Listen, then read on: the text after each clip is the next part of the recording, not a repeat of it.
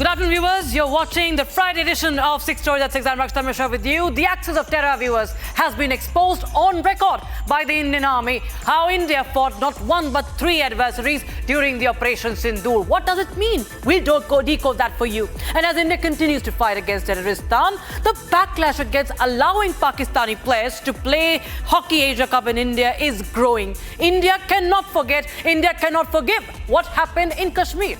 They who shed the blood of innocence on Indian soil cannot play sports on Bharat soil. We'll get you exclusive inputs on that.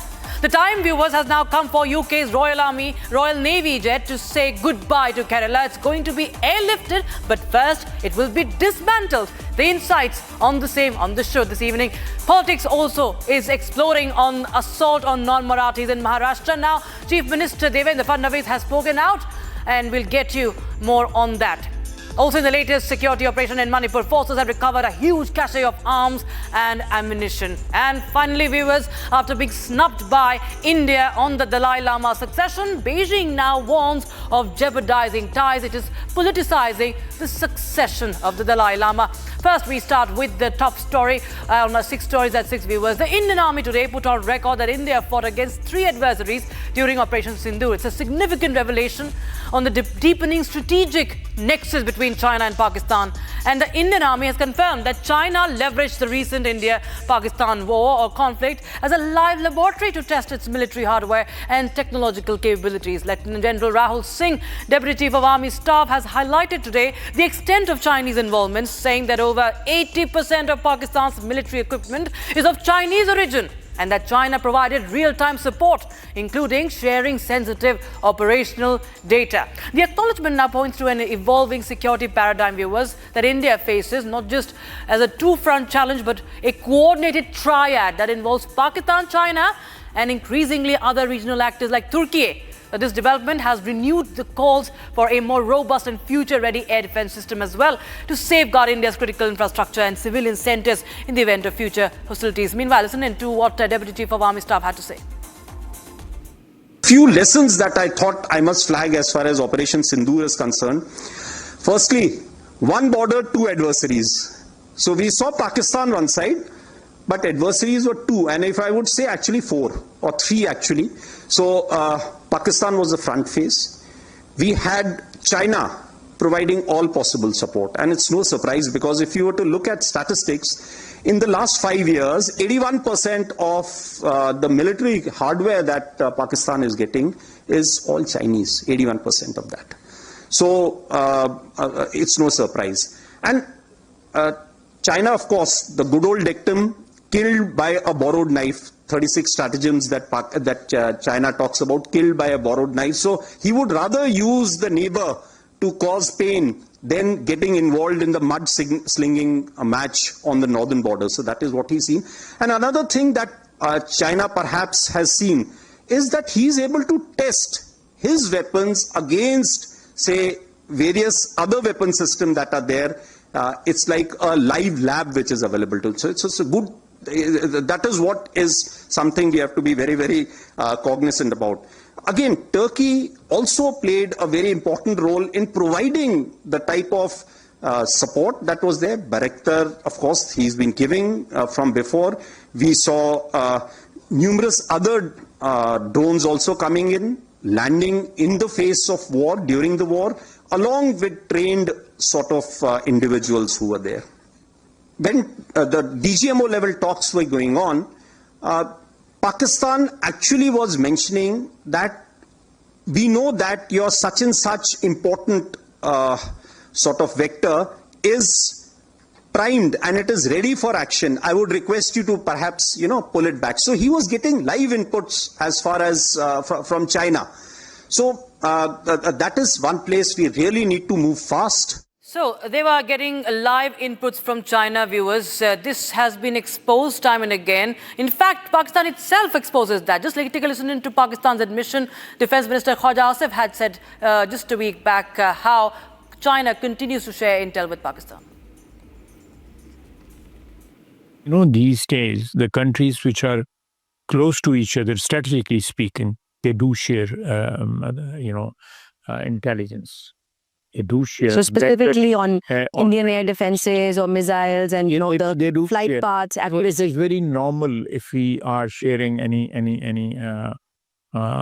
information which we have, which can threaten us or the Chinese, because Chinese also have problems with India. So I think it's very natural if we share intelligence, which is gathered through satellites or gathered through other means.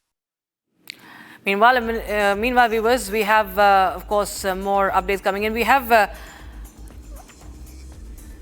all right, we have Major General K.K. Sinha joining us on the broadcast for more. Major General Sinha, well, we've known all this while about how China continues to aid Pakistan. We've discovered Turkey's drone as well.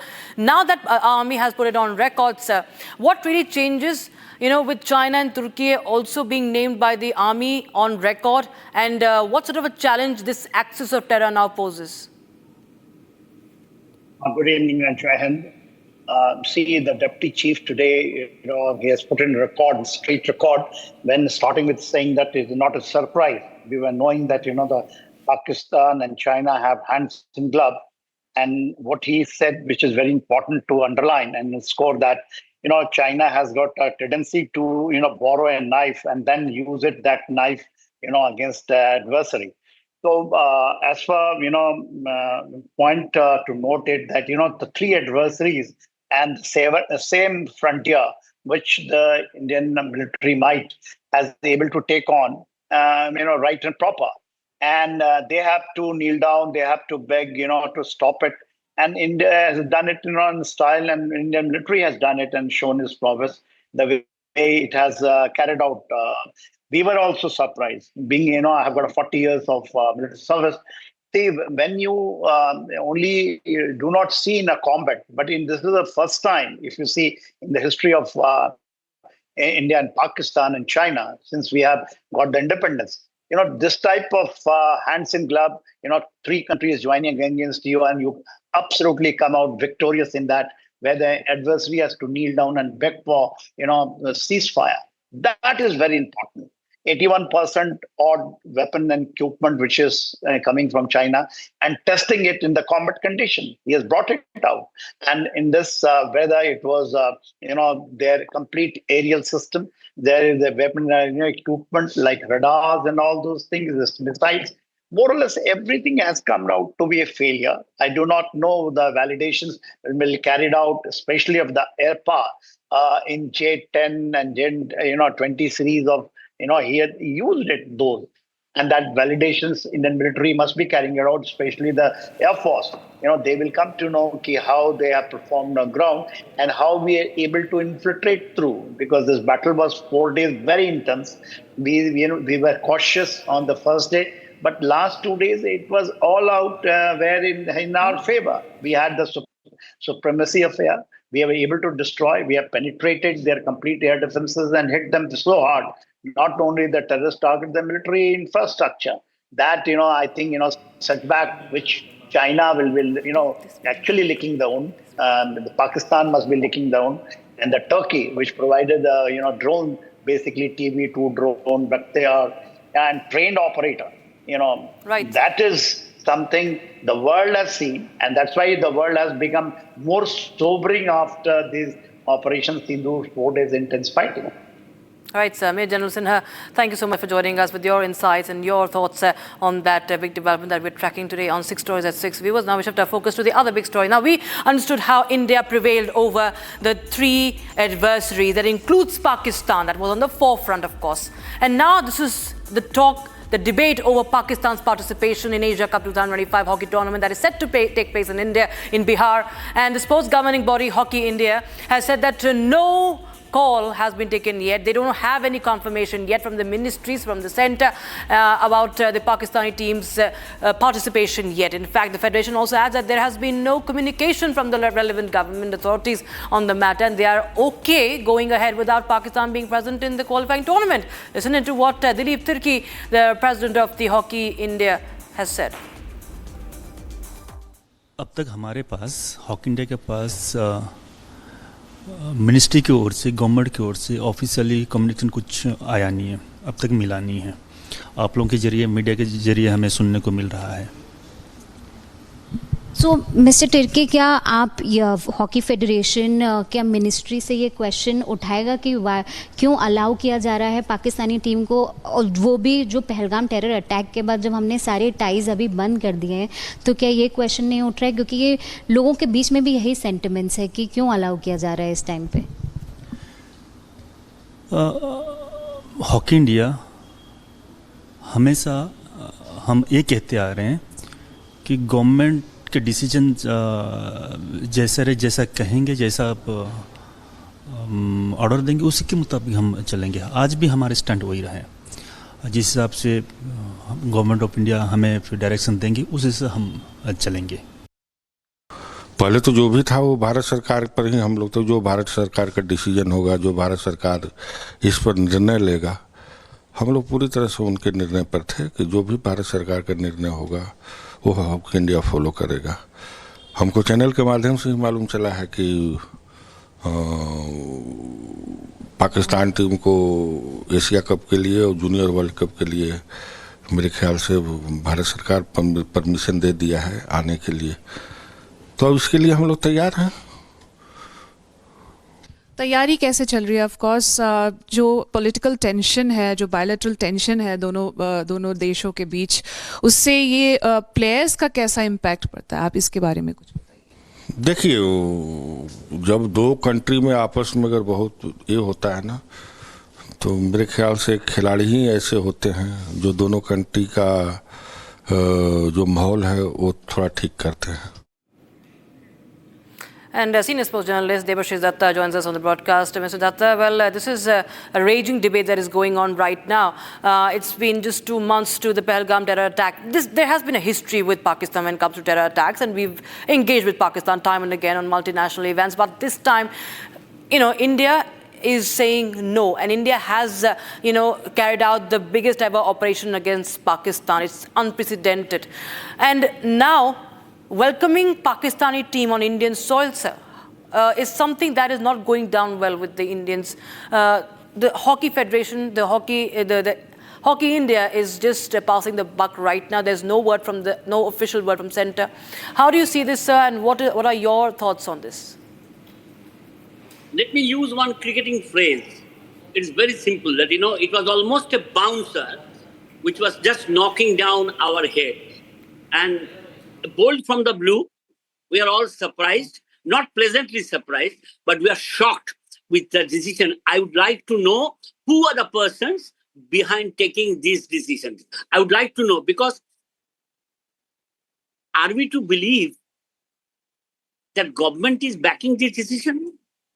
The ice has not melted, and we should not allow Pakistan in any sports, wherever they are coming. Like Asia Cup cricket is also coming, and there is a debate whether it would be held in Pakistan or in Dubai or in Sri Lanka. We should not play against them. This is my stance. And, we don't understand that why time and again India has welcomed Pakistan. We did that in 2023 as well. Nothing has changed with Pakistan. There are people who talk about cricket diplomacy. They talk about sports diplomacy. But what will happen if India, why can't the Pakistan hockey team, be stopped? What is really, hesitating, what is making India so cautious about it? What are the sports authorities thinking? What is really going on in your understanding? We would become a laughing stock in all over the world when they would come to know that India is ready to welcome Pakistan, any team, whether it is football, hockey, cricket, Kho-Kho, Kabaddi, anything. We should not play against them. As simple as that. Right, sir. Thank you so much, Mr. Devashish Datta, for joining us with your very straightforward thoughts on the show, on this story, 6 Stories at 6. We will shift our focus to the other big story that we're tracking here. Nearly 3 weeks after a British F-35B stealth fighter made an emergency landing at Thiruvananthapuram airport, the high-tech jet is set to be airlifted by none other than a C-17 Globemaster. Now, it's an unusual move for a jet of this class, but the grounded warbird has left the British Royal Navy with just few options. Watch this. After being stranded in Kerala for over 19 days, the British F-35B will now be partially dismantled and flown back aboard a Royal Air Force C-17 Globemaster. A dramatic solution for one of the world's most advanced combat aircraft grounded far from home. The F-35B, a fifth-generation stealth fighter with a short takeoff and vertical landing capability, has been parked on Indian soil since 15th of June, grounded by weather and later by technical failure. The cargo bay of the so-called the C-17 is definitely, the dimension of it will not allow this particular jet, the F-35, to in fact be fully fitted without taking out its wings. In fact, the C-17's cargo bay, it measures around 26.8 meters into 5.5 meters into 3.76 meters. Now, this particular cargo bay is designed to actually take around 120 paratroopers and small scale machineries like vehicles and all that. But to fit an F-35 like this, which has a wingspan of around 35 feet and also which has a dimension which is around the tail height of around 4.6 meter. This 4.6 meter tail height is a problem, and that is where that if the authority, the Lockheed Martin engineers who will be heading this operations, essentially, they will have to remove this particular tail head in order for the flight to be taken on a C-17. In fact, there could be other options also. I mean, there are bigger aircraft which could be brought in to take it without cutting off its wings. Essentially, the issue, what you see, this flight over here, which is lying here, today is day 20. In fact, June 14th night it landed in the dead of the night, and it still remains over here. It's languishing here. It has been grounded. As per the defense treaties that has been signed, international defense treaties that has been signed,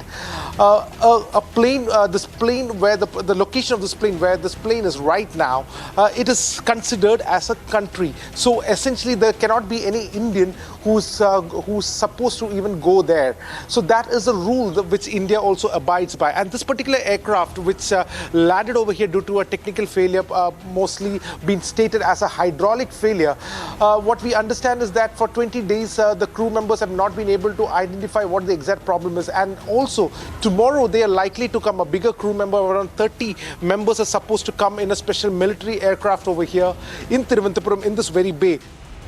The jet made an emergency diversion during an Indo-UK naval drill, unable to return to the HMS Prince of Wales due to bad weather and low fuel. A team of British engineers was flown in to assess the damage, but efforts to get the jet airborne again failed. Now, in an extraordinary move, the UK plans to fly the fighter back aboard a C-17 Globemaster, one of the few aircraft capable of carrying such a payload. The Indian Air Force and airport authorities are coordinating logistics, moving the F-35 into a secure hangar before the massive lift-off operation. The F-35 program is the most expensive weapons initiative in military history. Deployed from Syria to the South China Sea, its missions are often secret.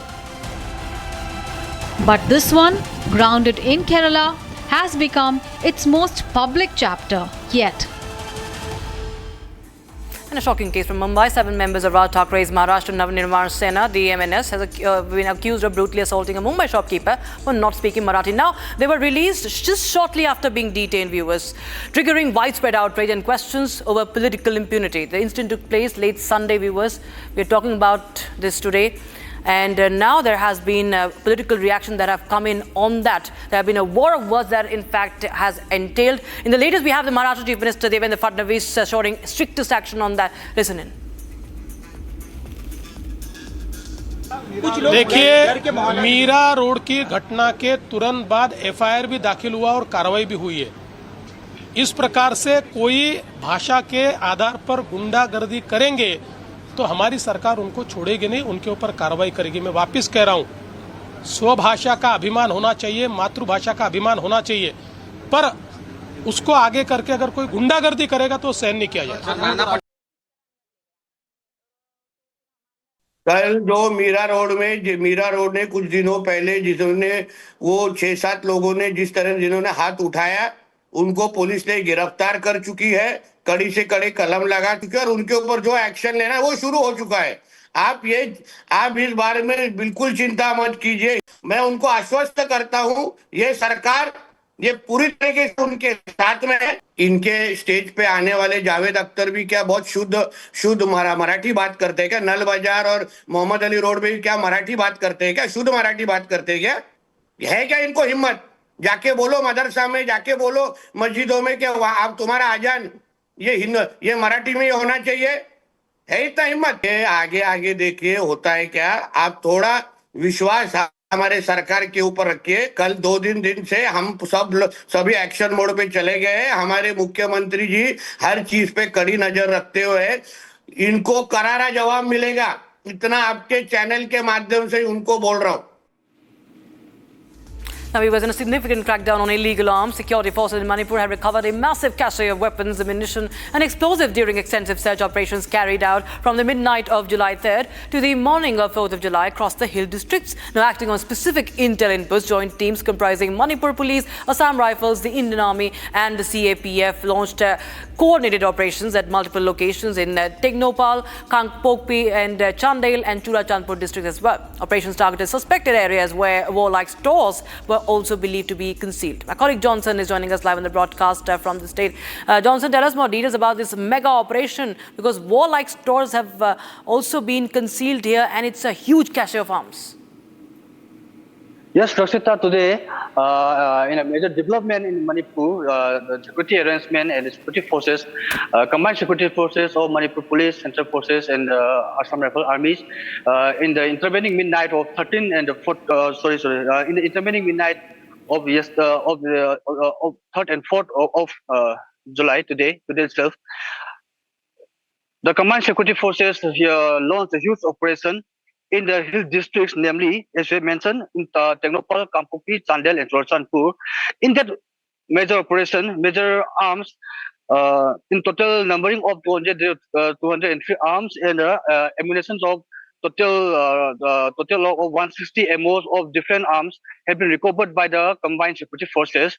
It can be mentioned that in the previous month, in the intervening midnight of June 14, there has also been a recovery of mass arms. The exact numbering of about 300 more arms from the Beri district also. It is a very clear step for the security forces and the present government to bring up peace and normalcy in this state also. Right, Johnson, thanks so much for joining us with the details from Imphal. Now, India's stance on the Dalai Lama succession has sparked a significant debate, with Union Minister Kiren Rijiju asserting that the Tibetan spiritual leader alone holds the authority to determine his successor. Now, this move marks a clear rejection of China's claim to approve the reincarnation process. Now, Indian government has made it clear that the Dalai Lama's succession is a spiritual matter, not a political one, and that only the Dalai Lama himself can decide his reincarnation. Stance supported by the Gaiden Phodrang Trust that was founded by the Dalai Lama's office in 2015, that has the authority to recognize the future reincarnation. Now, China has said that India should not interfere, and it insists that any future heir must receive Beijing's seal of approval. Beijing's 2007 Order Number 5 mandates that reincarnations of Tibetan lamas must be approved by the Chinese government, and a move widely criticized by human rights groups. Not just that, China in the latest viewers has also said that it has threatened that this will jeopardize India and China ties as well.